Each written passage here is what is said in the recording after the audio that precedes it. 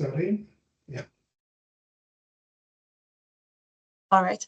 I am Makele Ledwaba, and I joined Indunamu sometime in April to prepare for my June IAC seating.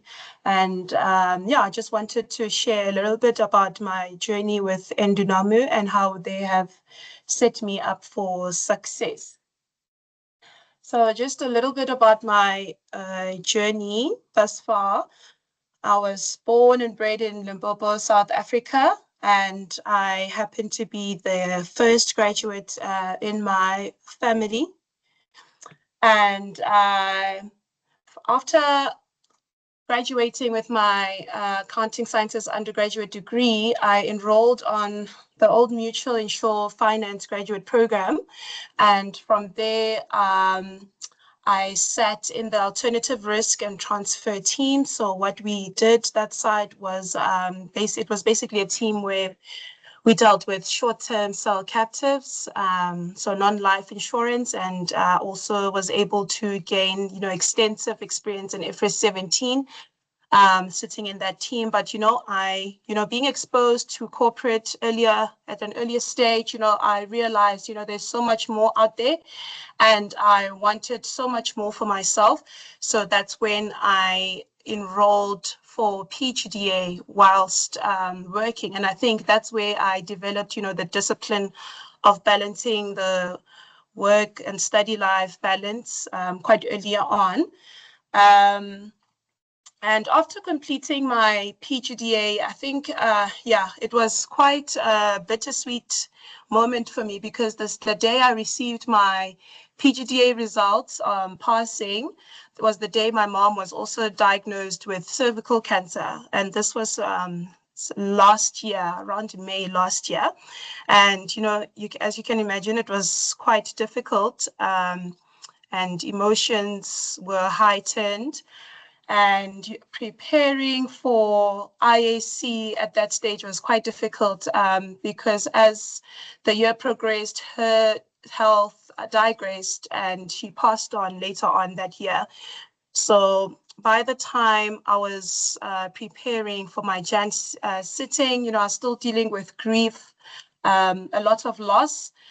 And when I received my January results, I was unsuccessful in that seating. And when I got my script, I was short of, 19 marks.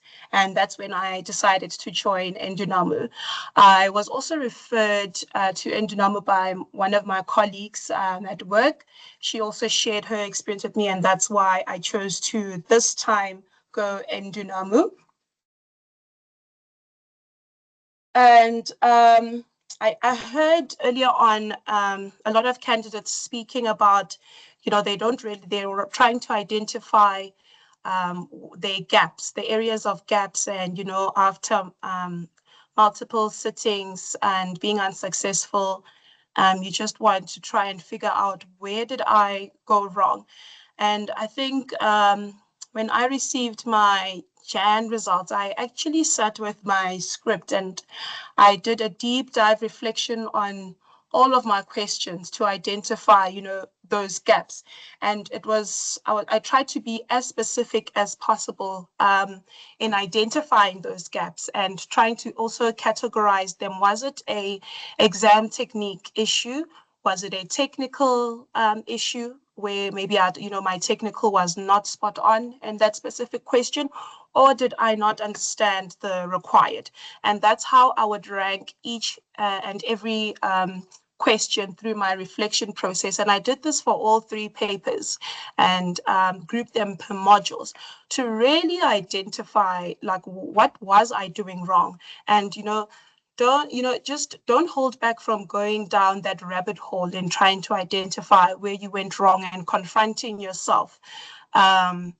And also just grouping what are your strengths, what are your weaknesses or other areas of improvement. And also don't neglect your strengths. If you realize that, okay, you're quite strong in your technical, in financial accounting, don't leave it for like last minute. Still try and maintain that knowledge throughout the time, but also be mindful of the areas of concern. And that's where you should also be spending most of your time. So from there, identifying my gaps and consolidating, I formed something almost like a report. That's when I then built my study calendar. And we had April till June, so 3 months. I tried to figure out how am I going to pass, in the next sitting.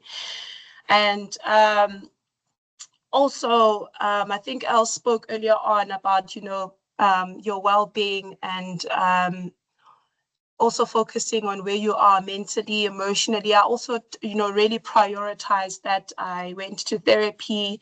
I attended, endless sessions with my coach. And, you can speak to someone that you trust, and someone that can also, pour into your cup and make sure that, they actually encourage you on your journey. And I'm also big on prayer. So I would wake up, and before I would even touch my books, I would actually read my devotion, say my prayer before heading, into onto my study desk and pushing for that day. And I think, your environment and the community that surrounds you also really matters at this stage. Because you only need people and things that, will really be supportive of you and your journey during this time. Sorry, can you still see my screen?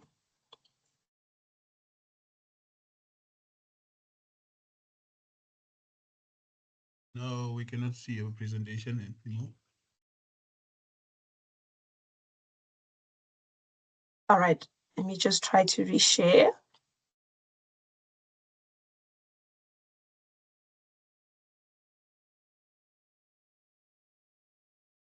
Is it back? No, yeah, it's back now. All right, thank you. Yeah, just want to go over to my next slide. And also, I think it's quite important for you to actually acknowledge your hard work thus far. The fact that you made it here means that you are actually able to overcome these hurdles, and, acknowledging that this is, a part of the journey. And, the CA journey is linear for any individual. You'll find yourself facing obstacles along the way. So if you are feeling, discouraged, I would say please acknowledge your emotions and give yourself grace, and then challenge your mindset. Believe that this is something that you actually can achieve, and a great attitude and response, to failure can really, change the trajectory of your journey. And I think one lesson I wish I had known at the start of my journey is just the importance of speaking out. Don't sit with the confusion for too long. Ask questions earlier on, consult earlier on, and use every opportunity and resource you have available at Endunomo to clarify anything that you don't understand. Because you might be sitting with, what you feel is a huge issue, but, after consulting with one of the lecturers and explaining that certain principle to, you'll find that it's something, that can be resolved in a matter of minutes, rather than packing it and panicking later on. So yeah, I'd really say, speak more, vocalize yourself more, especially in the live sessions or on Viva Engage, and also engage with the other candidates as well. You'll learn so much by just engaging with your lecturers and candidates. And I think, recovering and, having that resilience to do this all over again. I think it's also an important time to just reflect on, why you're doing this. Why is this important for you? Why are you on this journey? And what does it mean to you? And your why will just anchor you, when you feel like giving up. And I think for me, it was, even though I was unsuccessful in my January sitting, I think I knew that, I had to do it because I knew my why. Even though I was not really in the best emotional state, I knew that that's something that my mother would have also wanted me to do, to keep pushing, because that's, she was so supportive of me on my journey. And also, in terms of your habits, I think I stuck to my study timetable. So I attended the classes, and I really committed myself to those simulated mock exams, even the voluntary ones. And I think that's really uh, what, I think that was my aha moment on the program. Because going through that process, and honestly, so like, you wake up on that Saturday and Sunday morning, you sit at your desk, and you really focus your mindset on thinking, um, that this is the actual day that you're writing the IAC, and you take it seriously. It will set you apart, and you'll really now, like, it will come together, the pieces of the puzzles, and you'll like start seeing the bigger picture. Well, for me at least, that's when it happened for me. And even outside of the simulated mocks, I got a study accountability partner, and outside of the mock exams, we would also attempt, even the CTA questions, because I even went as far back as rewatching the CTA videos where I didn't understand a certain concept or principle, and I would then also attempt the CTA practice questions before I came back to the IAC, the IAC SAICA IAC past papers. And when you break down your problem or your issue, like little by little, it's fantastic what it can do for you, and it's also such a like a confidence booster when you overcome these challenges. So with my study accountability partner, now we'd also mark those practice questions, the CTA practice questions. So I would write my question down, attempt it, send it to her, and she would send hers to mine, and we would mark just for, like, in more of an independent review. And it really helps you, because after marking, we'd go back to our questions and again, reflect on your attempt, and really understand, like, what, and identify the good, identify the bad. And what you do from there is really, what adds value to your experience. Are you going to, say, oh, I think that was just a bad question? Or are you going to really go back and investigate and make sure, in your next attempt, if a question or something similar comes up, you'll know that, oh, this time I remember coming across something like this, and to actually approach it that time. So I know everyone has different learning perspectives, and I think that one really worked for me. And I also, in identifying where I went wrong, I actually went as far back as reflagging my tax legislation, because I remember performing so poorly in the tax questions in my January attempt. And I asked myself, what was the issue? And part of the issues that I identified was that, I really didn't know what was happening in my tax legislation. I'd find that I'd flagged, there were just so many, there were millions of those flags that I couldn't really, make use of that ledge in the exam. So I reflagged my whole VAT Act, because that was one of my areas of improvement. And it really helped me. And I was more, into the exam venue, knowing that I now can actually use my tax ledge, because I was confident in the manner in which I flagged it. And I think balancing commitments as well. I work, a hybrid model, so I'm in the office twice a week. So I leveraged off of that, being home for the majority of the week. My strategy was waking up at 4 in the morning to study, and then I'd spend maybe extra 2 hours in the evening. That was during my weekdays. And I know that sounds like, sure, like it's crazy. I know we also have, different commitments as well. I think this worked for me because this is also a method I adopted in my PGDA. So I think it wasn't too bad at going back to this routine. It was really tough, um, but again, when you understand your why, and you really will make the time to prepare yourself best. And on weekends as well, I would wake up on a Saturday morning and treat it just like a normal working day. And that's what really helped me to cover a lot of content, because the weekends will most probably be one of your undisturbed days, when you're not working. Yeah, so you'll get the full day and you can commit that to your studies. That goes for Sundays as well, but I chose Sundays to be my rest day, which I think it's important, especially speaking on balance. You need to prioritize resting somewhere during the week, and doing something outside of the studies, just to recoup and recharge. And also communicating early to your team members, the journey that you're on. And my team was quite supportive of my reattempt. And yeah, I think, just speaking up will also help those around you to support you. And also, I didn't really neglect all my other commitments. I still went to the gym because I think it's a great refresher, and just to pull away from being in front of the screen for extended hours of the day.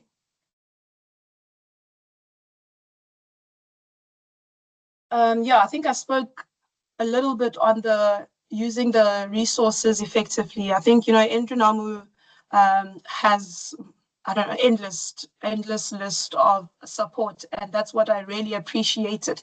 Um, and it's really about what you do and how you commit yourself to these resources, because they are readily there and available. And you just need to commit to the process and actually getting the value out of this journey. So I would also, as I mentioned earlier on, if I saw like a technical gap, which I identified for, I think it was financial accounting and tax. So I'd actually go and rewatch those CTA videos, and I'd attempt the practice questions just to make sure I can polish up on my technical skills. And I made sure that I, pre-booked my consultations even ahead of time. And not only pre-booked, but also honored those consultations.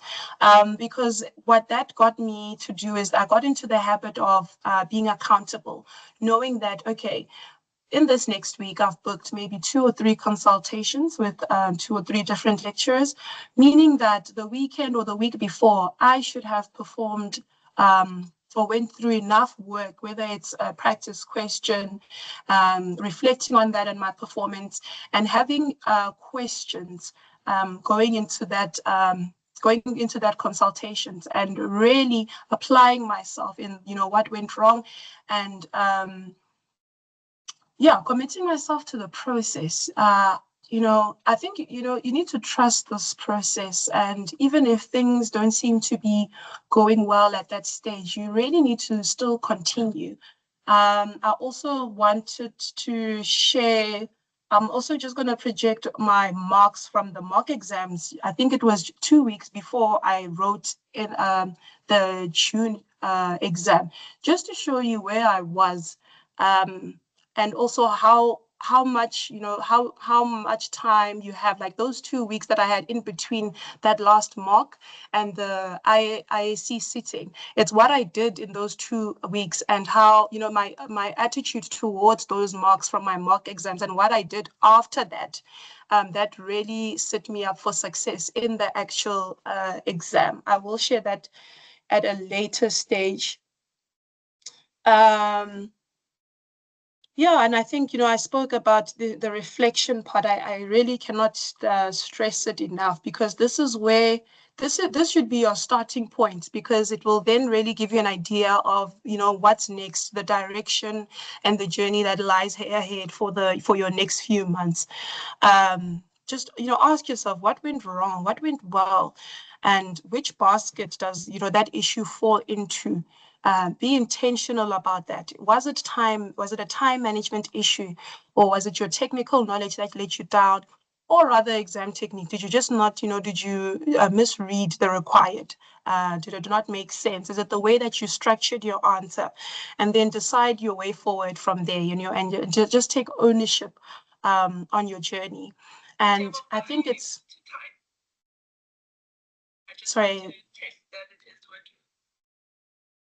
sorry, is someone asking a question?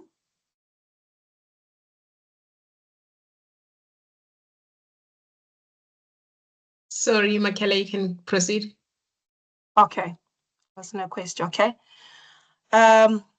Yeah, I think lastly, I think I just want to say it's really important to embrace your journey and to not be ashamed of setbacks, because it's what happens in your journey that really determines, the type of CA that you're going to qualify as, and knowing that, this is a part of the process, and with resilience, faith, and reflection, you will move closer and closer to success.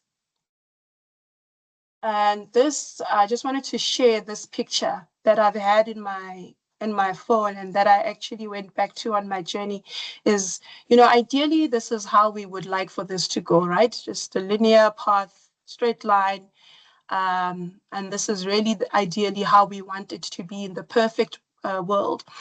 But actually, this is actually what happens during this time and on this process. And you've got to really embrace it. You set a goal, you doubt yourself, and then you start learning. You fail, but that's where most of the learning comes from failing. And then you pick yourself back up and you practice. You feel a bit wonky again, but you know what? You're getting there, and you start getting it, and you're struggling, but you're struggling through, and eventually you achieve it. And you just need to allow yourself to go through this process and just never stop. At whatever stage you're at right now, just keep going. Yeah, and I'm wishing all the candidates all the best. Don't forget to, right now reflect on your attempt, recharge, take care of yourself, your mental well-being. Tell yourself you are capable and you can do hard things, and rise up to the challenge. And okay, I've got another picture here to share that, today, this may be your story today. And, my today was on the 4th of April, earlier on this year. And, I started building, picking up the pieces, and, you start, aiming, and, so you start aiming for that target. You might miss some, but, you're getting closer and closer to the target. And in a couple of months, or even a year, you will achieve the goal, and, that IAC will be yours. Thank you.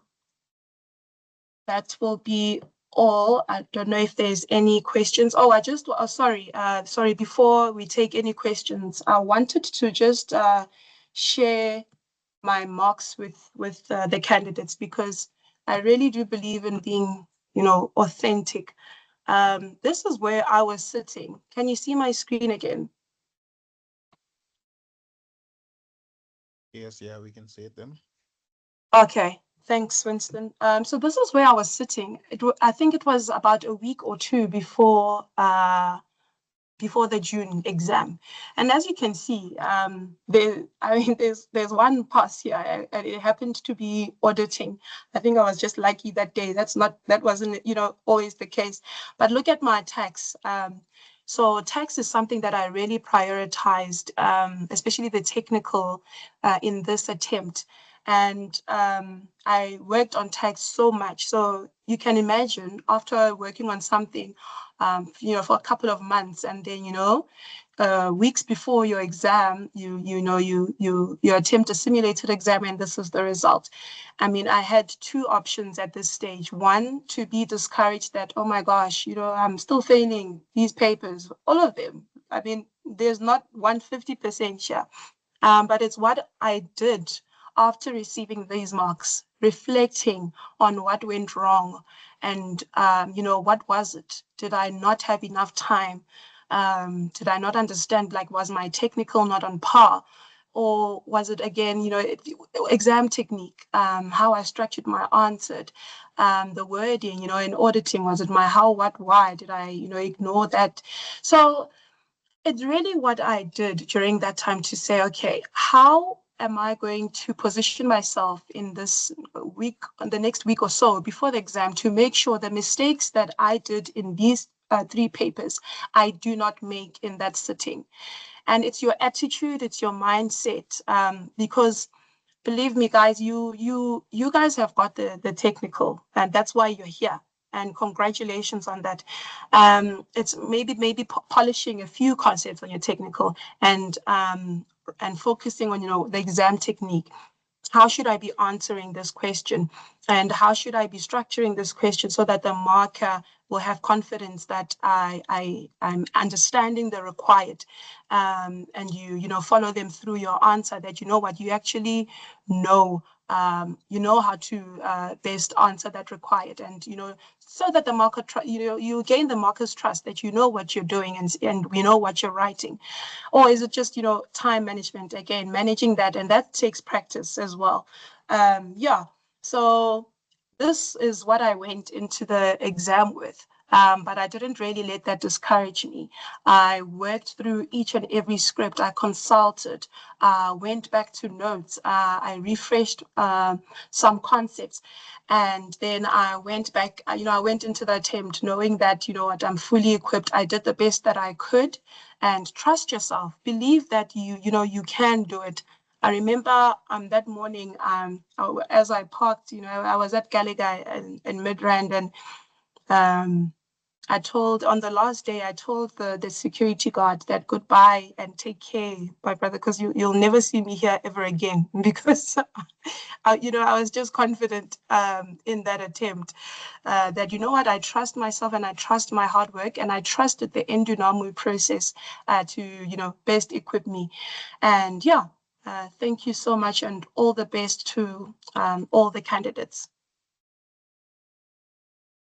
I don't know if anybody has any questions.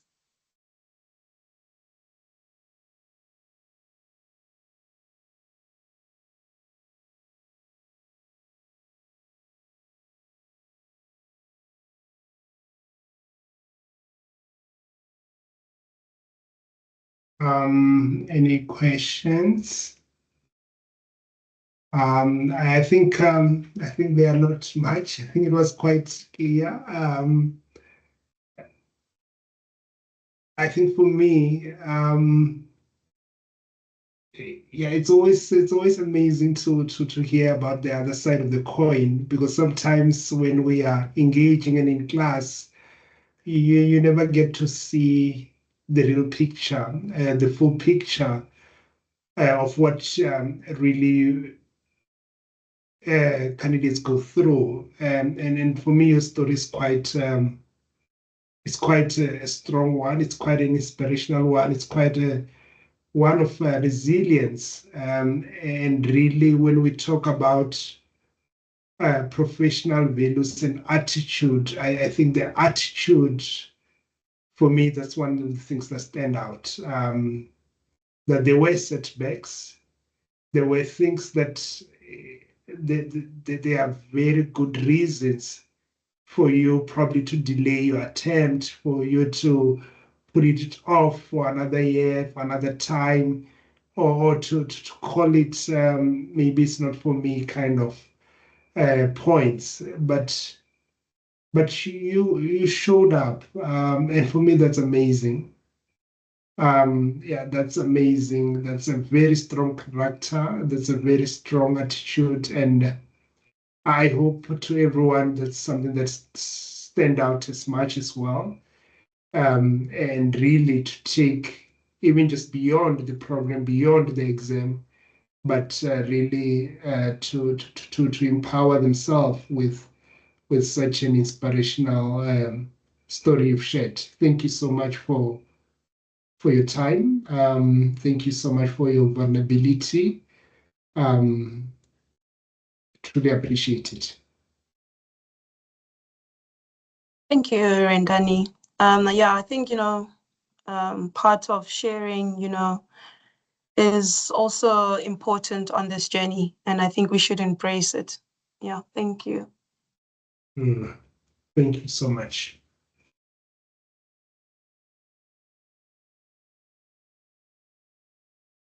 All right. If there are no questions, I think I'm happy to call it a night. So if any of the questions from the candidates, if they come through, please don't hesitate to share. So I did mention that there's the Wellness Hub. So her story will also be there. If you, at any point, you want to revisit it, please note that it will be there. The team will make it available within the next 24 hours. You can always revisit it. And